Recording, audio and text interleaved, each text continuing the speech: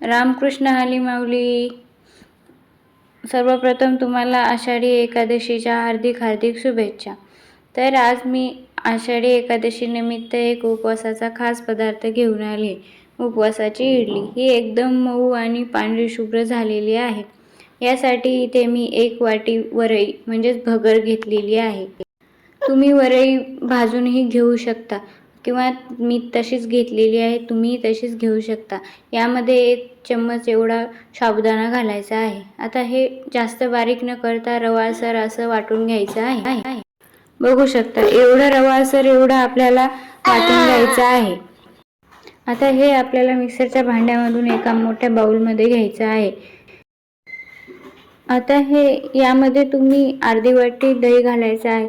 यामध्ये तुम्ही तडकाही देऊ शकता, पण मी यामध्ये तडका दिलेला नाहीये.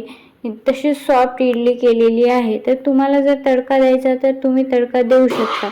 आता हे बॅटर पूर्णपणे व्यवस्थित करून घ्यायचे आहे. अगोदर हे पाणी न टाकता असेच व्यवस्थित करायचे आहे, म्हणजे दही याला छान लागेल.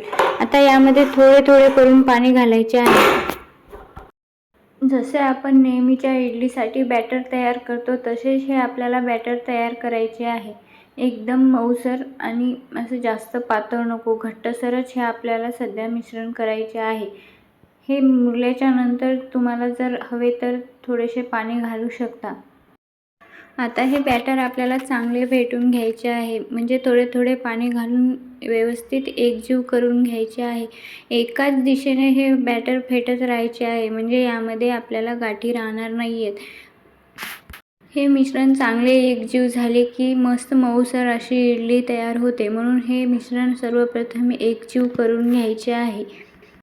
नेहमीच्याच साबुदाणा खिचडी व वरईचा भात खाण्यापेक्षा काहीतरी वेगळं करून खाण्यात मजा येते. उपवासही केला म्हणून वाटतो. तर हे असे आपण इडली करू शकतो. आता यामध्ये चवीनुसार मीठ घालायचे आहे. मीठ मी इथे ते संदेव मीठ घातलेले आहे. तुम्ही जे उपवासाला मीठ वापरता ते मीठ वापरू शकता. चवीनुसार मीठ घालून हे परत एकजीव फेटून घ्यायचे आहे. काय होतं ना, बॅटर एकजीव फेटलं नाही तर मग यामध्ये गाठी राहतात व गाठी राहिल्या की व्यवस्थित इडली येत नाही. म्हणून हे एकजीव करून घ्यायचं आहे. आता हे 15 मिनिटासाठी आपल्याला झाकून घ्यायचं आहे. बॅटर बरोबर 15 मिनिटं झाकून घ्यायचं, तरच इडली सॉफ्ट येते. आता यासाठी लागणारी चटणी आपण करू. इथे मी अर्धी वाटी एवढे शेंगदाणे भाजून घेतलेले आहेत. 2 हिरव्या मिरच्या घातलेल्या आहेत व चवीनुसार मीठ घातले आहे. 2 चम्मच दही घातलेले आहे आणि थोडेसे पाणी घालून हे मिक्सरला बारीक करून घेतलेले आहे. एकदम ही बारीक ही चटणी करायची नाही, थोडी जाडसरच ठेवायची, म्हणजे चटणी खायला चांगली लागते. आता ही आपण एका भांड्यामध्ये काढून घेऊयात. तुम्हाला जेवढं पातळ हवी आहे तेवढी तुम्ही करू शकता. घट्टसर ठेवली तरी चालते, पण इडलीसोबत खायची म्हणले की थोडी पातळसरच चटणी आवश्यक आहे. म्हणून थोडी पातळसर करून घ्यायची आहे.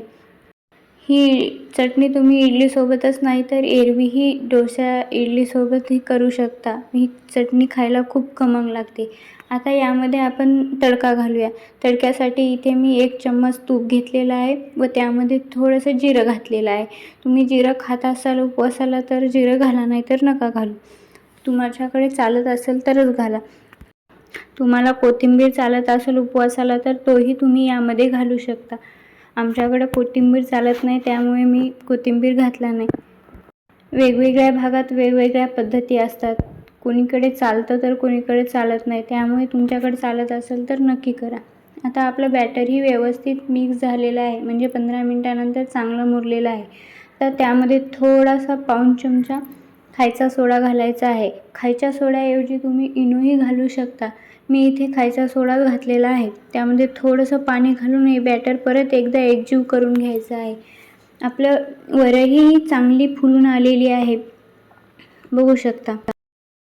आता हे बॅटर परत 1 मिनिट फेटून घ्यायचं आहे. थोडंसं पातळ केलेलं आहे मी. मला थोडंसं पातळ वाटलं, जाडसर वाटलं म्हणून मी थोडंसं पातळ करून घेतलेलं आहे. तुम्ही तुमच्यानुसार पातळ कमी जास्त करू शकता. आता इडली पात्राला तूप लावून घ्यायचं आहे. एरवीच्या इडलीसाठी आपण तेल लावून घेऊ शकतो, पण हे उपवासाचे असल्यामुळे मी इथं तूप लावून घेतलं. तुपाऐवजी तुम्ही शेंगदाण्याचे तेल किंवा जे तुम्ही उपवासाला तेल वापरता तेही लावू शकता. आता यामध्ये आपल्याला बॅटर घालायचे आहे. मित्रांनो, या इडलीसाठी जास्त वेळ लागत नाही, म्हणजेच इन्स्टंट इडली आहे. तुम्ही एरवीच्याही नाश्त्यालाही इडली करू शकता. उपवासासाठीच नाही तर एरवीही इडली मुलांच्या टिफिनसाठी किंवा ऑफिसच्या डब्यामध्येही तुम्ही ही इडली देऊ शकता. आता मी एका भांड्यामध्ये पाणी तापवायला ठेवले होते. पाण्याला उकळी आली की हे आपण इडलीचे पात्र त्यामध्ये ठेवलेलं आहे. आता 15 मिनिट इडली चांगली शिजवून घ्यायची आहे. बघू शकता आता 15 मिनिटानंतर आपली इडली चांगली शिजलेली आहे आणि बघू शकता इडली एकदम सॉफ्ट झालेली आहे आणि पांढरी शुभ्रही झालेली आहे.